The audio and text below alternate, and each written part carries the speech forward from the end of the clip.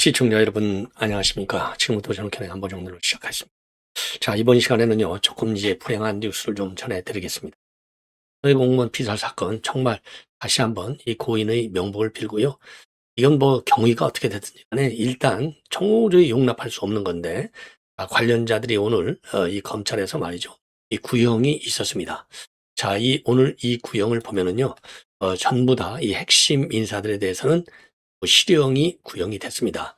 그 중에서 허훈 전 국정원장은 최고 책임이 무겁다. 그래서 4년을 구형을 했고요.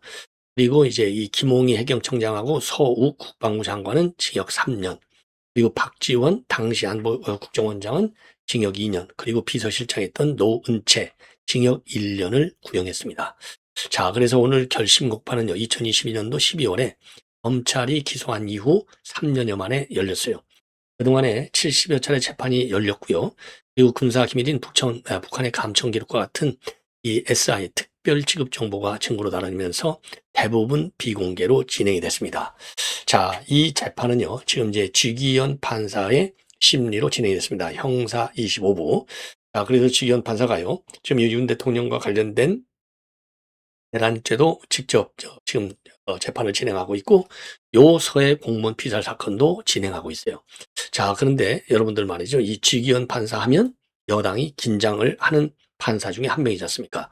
자, 그 서술이 심판할 때 윤 대통령에 대해서 이 구속기간 산정은 날짜가 아니라 시간으로 계산해야 된다. 그래서 구속을 풀어줬습니다. 요 구속을 풀어주는 바람에 지금 오늘날 내란 전담재판부를 만들어야 되겠다.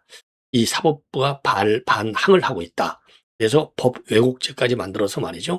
지금 여권에서는 검사뿐만 아니라 본래 법 왜곡자가 본래는요 검사를 정죄를 한 법이었는데, 요 자기네에게 불리한 판결들이 쭉쭉 나오니까 이제는 판사도 법 왜곡죄로 처벌하겠다 이렇게 나오는 거 아니에요? 그래서 지금 법 왜곡자도 곧 통과시킬 예정으로 있어요. 그 장본인 중에 하나가 바로 지기현 판사의 아주 심지궂은 판결이 되겠습니다. 자, 그래서 지금 여권에서는 아주 긴장 상태에 빠져 있으리라고 보는 것이 우리 국민들의 상식이 아닌가 이렇게 보여집니다. 자, 그리고요 이래진 친형도 오늘요 재판장의 승인을 받아서 최종 심경을 발표를 했습니다. 그러니까 지금 이래진 친형 유족 대표로 나왔어요. 자, 그래서 이 재판장의 오늘 그러니까 최종 변론이 끝난 다음에 발언 기회를 지기현 판사가 준 거죠. 그래서 지기현 판사의 이러한 충격적인 결정, 이래진 형에 대한 이런 발언 기회를 준 결정도 굉장히 파격이 아닌가 이런 평가가 나오고 있어요. 그래서 지금 이래진 친형의 입장도 여러분께 자세하게 전해드리도록 하겠고요. 그 다음에는 지금 이제 최근에 내란 재판에서요 곽종군이하고 그 다음에 윤석열 대통령이 정면으로 충돌했어요. 바로 뭐냐? 우선요 국회의원을 끌어내라고 했느냐 안 했느냐에 대한 사실, 이거는 이미 헌재에서도 결론이 난 거예요. 이거 이래진이 누구야 이 곽정원이가 어디선가로부터 이 공작 조정을 받은 것이 아니냐. 그래서 지금 이런 얘기까지 나온 거 아니에요. 피터 킴이라는 분이 이거 이번 재판한 거 보니까 윤 대통령이 내란한 것이 아니라 내란 공작을 한 것이다. 내란 공작의 결과로 곽정군의 발언이 왔다 갔다도 했고 그렇게 완전히 내란 몰이하는 거죠. 말하자면 내란 공작이 곧 내란 몰이 공작을 하는 거예요. 이게 그러니까 5명 배우세요. 여기 이름까지 지금 피터 킴이라는 분이 실명을 거론하면서 폭로하고 있는 상황이 되겠습니다. 자, 그런데 말이죠. 요게 이제 이게 하나고, 그 다음에 이제 또 하나 곽정근과 윤 대통령의 설전 중에 하나가 바로 뭐냐? 한동훈이를 총으로 쏘아 죽이라고 했느냐는, 이건 뭐 상식적으로도 아니 어린애도 아무리 장난한다 하더라도 내가 너 죽이겠어 이런 얘기들은 많이 하잖아요. 근데 총으로 쏘아 주겠어 이거는 매우 이례적인 그런 농반진말으로 우리가 이제 우리 대한민국 요즘은 뭐 젊은 분들은 그런 좀 일종의 이제 욕이잖아요. 욕. 그런 워딩을 하는지는 모르겠지만 저희들 세대만 해도 아우 쟤 죽이고 싶은데 너 내가 너 죽일 거야? 너 죽을래? 이런 얘기를 우리 세대는, 저는 뭐 평생 뭐 죄송한 얘기지만은 죄송한 게 아니라 사실이지만은 평생 한 번 누구하고 싸운 적이 없어요. 말 같으면 한 번 하고 싸운 적이 없어요. 자, 그런데 내가 너 죽일까? 이런 얘기는 많이 들어왔거든요. 그래서 말이지, 이제, 우리 국민의회에서도, 그거는 우리 한국 사회에서는 서로 싸울 때도 흔히 하는 얘기의 일환일 뿐이지, 이게 정말 무슨 정치적인 의도를 가지고 정말 정적을 죽인다, 이런 측면의 총으로, 이런 쿠데타적 사고는 절대 아니다, 이렇게 얘기를 했는데요. 여기에 반해서 바로 이제 요 얘기 두 가지가 지금 핵심 이슈가 되고 있어요. 공론화 과정에서. 그러다 보니까 요 지점을 갖다가 지금 유정화 변호사는 어, 전혀 윤 대통령이, 저도 이미 여러 차례 말씀드렸죠. 그런 얘기를 변호인들한테 단 한 번도 앞서 없을 뿐만 아니라 박종근이 요 인간이 지금 헛소리를 한 것이다. 도저히 신뢰 없다. 할 수 없다. 그리고 지금 재판 영상을 봐라. 재판 영상에도 지금 이 곽종근이가 왔다 갔다 하는 거 다 나온다. 이렇게 직격탄을 날리고 있습니다. 그런데 지금 언론에서는 말이죠. 이런 곽종근이 말이 왔다 갔다 한 거, 신뢰할 수 없다라는 거, 하는 거, 이런 거는 별로 다뤄지지 않고 그냥 프레임 짜기에 바빠갖고 윤 대통령이 한동훈이를 총화로 쏴 죽이려고 했다는 곽종근의 주장이 마치 사실인 것처럼 호기심, 자극적, 이런 측면에서만 레거시 미디어를 비롯해서 대부분이 언론이 그렇게 다루고, 여기에 유정화 변호사가 분노를 하고 있어요. 자, 그래서 요 내용도 여러분께 함께 전해드리도록 하겠고요. 자, 그러다 보니까 이 조갑재라고 하는 인간이 말이죠. 자, 그동안에 우리가 사기당했어요. 이런 인간한테 얼마나 우리가 보수에 말이지, 좀 원로답게, 언론인으로서 우리가 많이 이제 존중하는 사람도 많았잖아요. 근데 이 인간이 지난 대선 때부터 완전히 정기자고 둘이 신발을 딱 바꿔 신었는데, 아니, 신발 바꿔 신는 거야. 뭐, 지 맘이니까 어쩔 수가 없겠지만은, 거짓말을 안 해야 될 거 아니에요. 거짓말. 야, 윤 대통령이 그 폭탄주 버릇이 나왔다. 충분히 그런 말을 하고도 남는다. 이따위 발언에서 우리 그 자유우파 국민들에게 어마어마한 실망과 분노를 안겨주고 있다. 이런 말씀을 드립니다. 자, 그래서 이런 내용을 가지고 여러분들께 말이죠. 자세하게 정리를 해 드리도록 하겠습니다. 자, 시청자 여러분들, 다시 한번 말이죠. 다시 한번 말씀을 드리는데, 우선 오늘 그 재판에서, 지금 이제 지기현 판사가 굉장히 중요한 결정을 한 거나 마찬가지인 거예요. 이래진 씨한테 장문의 입장을 발표하도록 허용을 해줬지 않습니까? 자, 그래서 지금, 서훈, 그 다음에는 박지원, 그 다음에 서욱, 그 다음에, 김홍희 해경청장, 그 다음에, 노은채, 박지원 비서실장, 자, 김홍일 해경청장이 김홍일입니다. 자, 그래서 이제 관련 내용인데, 이분들이요, 지금 직권남용과 허위공문서 작성 행사 혐의로 기소가 됐습니다. 자, 그래서 다시 한번 말씀드리면, 서훈은 징역 4년, 그리고 박지원은 징역 2년에 자격증 2년, 김홍희 전 해경청장, 서욱 국방장관은 징역 3년, 노은채 전 국정원 비서실장한테는 징역 1년과 자격정지 1년을 구형했습니다. 그래서 이 비격 사건은요, 여러분들 잘 아시다시피 2020년도 9월에 해양수산부 공무원이었던 고 이대준 씨가 서해에서 표류하다가 북한군의 총격으로 숨진 뒤 시신이 소각된 사건이 되겠습니다. 당시 문재인 청와대, 문재인 국정원, 문재인 국방부, 이대진 씨의 이 자진 월북으로 결론이 났지만은 정권이 바뀐 다음에 감사원의 감사와 검찰 수사가 이루어져서 지금 이렇게 오늘 3년여 만에 구형이 이루어진, 결심 공판이 이루어진 겁니다. 그래서 검찰에서는요, 당시 이 관련자들이 문재인의 유엔 총회 연설을 앞두고 있는 상황에서 비판 여론을 피하기 위해서 사건을 고의로 은폐했다. 이렇게 해서 일부는 구속된 상태로 재판에 넘겨졌죠. 그리고 나중에 이제 이 보석으로 풀려나서 지금 불구속 상태의 결심 공판이 이루어진 겁니다. 근데 그 당시에 문재인은요, 사건이 벌어진 이튿날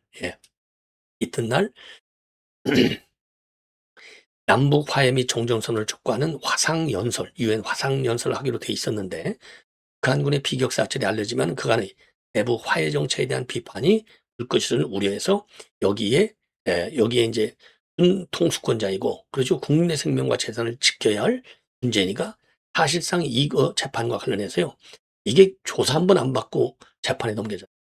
이거 정말 기가 막힌 일입니다. 그래서 2022년도 12월에 검찰에서 공식 기소한 이후 3년여 만에 열렸고 70번 재판이 열렸고요. 그동안 군 감청 기록 때문에 비공개 재판으로 이어져 왔어요.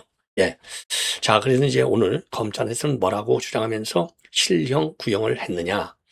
고위공직자인 피고인들이 국민의 생명과 안전을 보호해야 할 의무를 저버린 후에 과오를 숨기기 위해서 당사자를 월북자로 등갑시켰다. 허위사실 공표해서 국민을 속이고 고인과 유가족도 사회적으로 매장했다.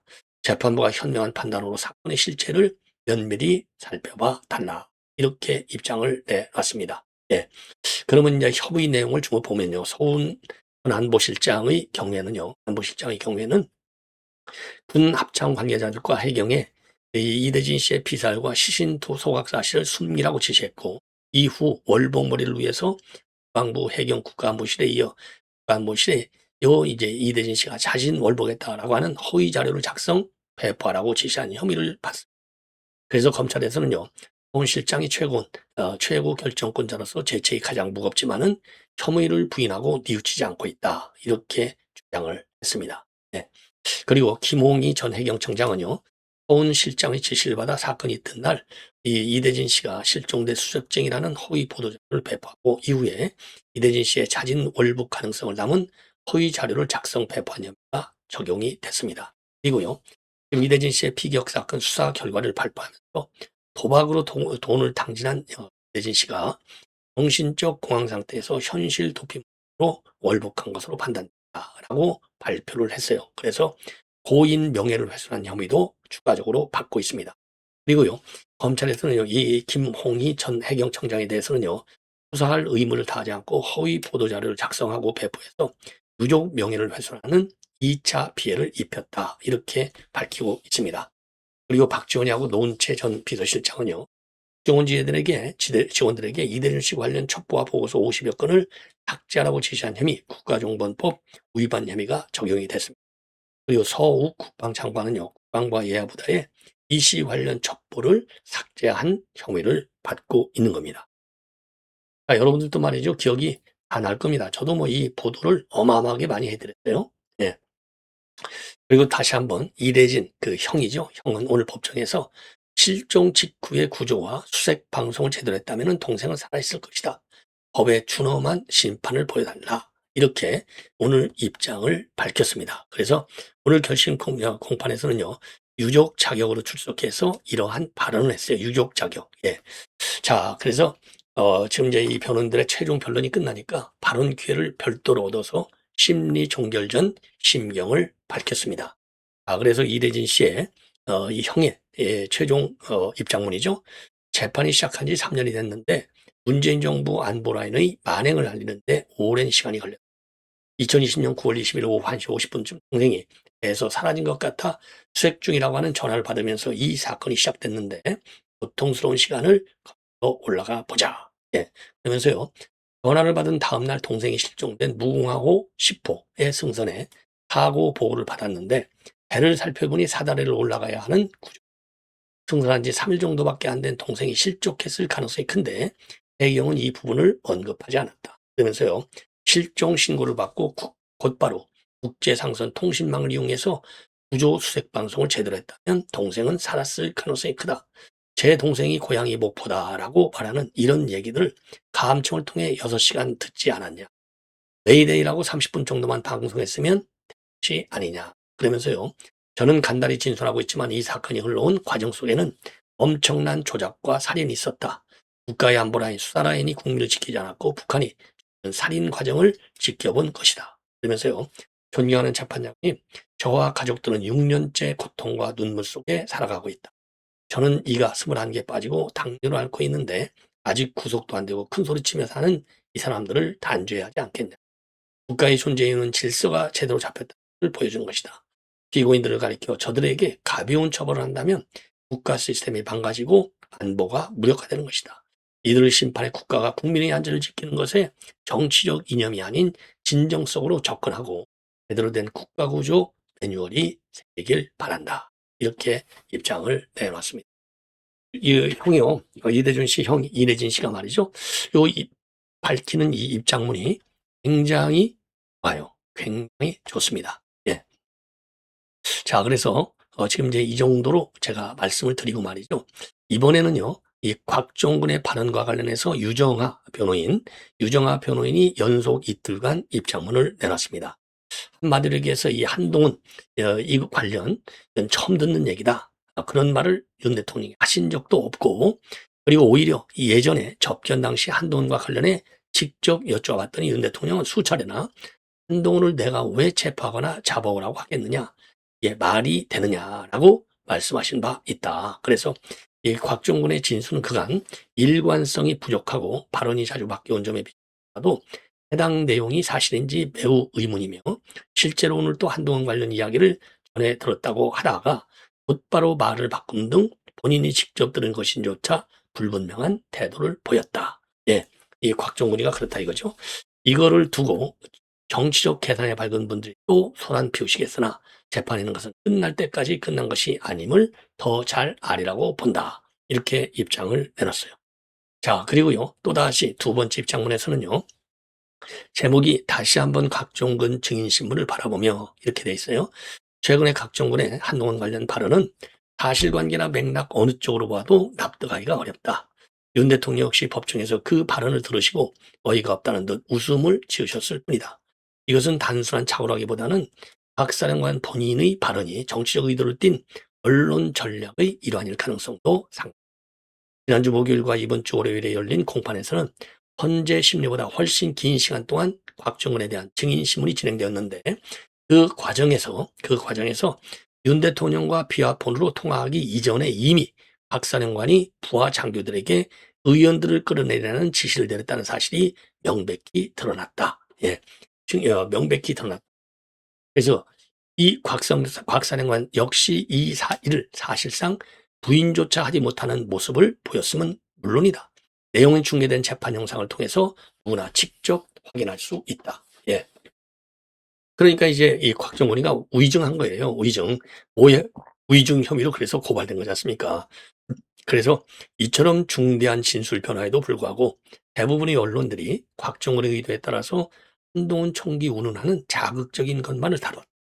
오로지 일부 언론만이 곽종근의 진술 변화와 관련하여 제한적으로 보도했을 뿐이다. 만일 이 사실이 본격적으로 알려질 경우에는 지난해 12월 6일 김명주 TV 인터뷰를 통해서 국회 청문회, 수사기관, 법정 등에서 박 사령관이 해온 주장들은 근본부터 흘릴 수밖에 없다. 따라서 지금 곽종근은 이른바 한동훈을 이용한 언론 프레임 전환을 시도할 수밖에 없었다. 아이러니하게도 이번 진실규명의 단서는 대통령 경호처의 비화폰 통화 기록이 불법적으로 검찰에 제공된 사건에서 비롯된다. 예. 그 통화 기록이 재판에 현출되면서 박 사령관의 주장이 완전히 허위라는 점이 드러나게 된 것이다. 이 통화 기록, 비화폰 통화 기록이요. 이번 이게 굉장히 중요한 결정적 단서라는 거예요. 네. 따라서 이번 반대 심문을 통해서 주장이 허물어질 것은 충분히 예견된 일이라고 볼 수 있다. 윤 대통령은 군 통수권자로서 군 간부들에게 국가안보와 자유민주주의 가치를 강조하며 반국가 세력에 대한 경계를 당부해 왔다. 더구나 2024년 10월 1일 관저에서의 간부들과의 만찬은 국군의 날을 기념하는 자리이자 광화문 행사까지 무사히 마친 기쁜 날로서 상식적으로 보더라도 그러한 날 한동훈과 관련된 부정적 재가 오갔다는 주장은 전혀 설득력이 없다. 완전한 허위사실이다. 이게 그러니까 이제 재판 과정에서 나왔잖아요. 곽종근이가 폭탄 좀 1, 20장 마시고 술이 취해갖고 정신이 없었다. 이거 다 까진 거 아니겠어요? 그리고 이제 실질적으로 이 정황으로 본다면 10월 1일 국군의 생일날 이런 얘기를 하겠냐고요. 그러니까 실제적으로 한동훈이를 총을 쏘겠다고는 농담이 아니라 욕이 아니라 의도, 내란과 같은 성격의 의도에 맞는 그런 발언을 윤 대통령이 바보입니까? 그런 얘기를 하게 말도 안 되는 것이죠. 예. 그래서 국민들께서는요, 시간이 다소 걸리더라도 11월 3일자 박종근 증인신문의 법정 중계 영상을 직접 확인해 주십시오. 윤 대통령을 향한 내란 프레임과 탄핵 공세의 출발점은 2024년 12월 6일 김경주 TV에서의 곽종근 발언이었다. 그 후 이어진 그의 일련의 허위 주장은 결국 이번 재판 과정에서 스스로 모순을 드러내고 있다. 내가 만든 모순은 결국 나 자신을 삼킨다. 이렇게 되어 있습니다. 자, 그래서 2025 고압 129 내란 우동이동 서울지방법원 공판기일 요 재판 영상 꼭 여러분들 확인해 주시기 바랍니다. 그래서 여기까지 제가 보도를 하고요. 조갑제 관련 보도는 바로 이어지는 방송을 통해서 여러분께 해드리도록 하겠습니다. 시청자 여러분, 사회공무원 피살 사건, 이게 말이죠. 이제 12월 6일 날 선고할 예정이라고 합니다. 자, 그러니까 이제 딱 한 달 남았어요. 한 달. 그래서 이제 요 한 달 후에 과연 어떤 직연 판사의 판결이 나올지, 엄중한 판결이 나오지 않을까. 예, 이렇게 생각을 합니다. 자, 시청자 여러분, 이렇게 해서 본 방송을 마치도록 하겠습니다. 대단히 고맙습니다.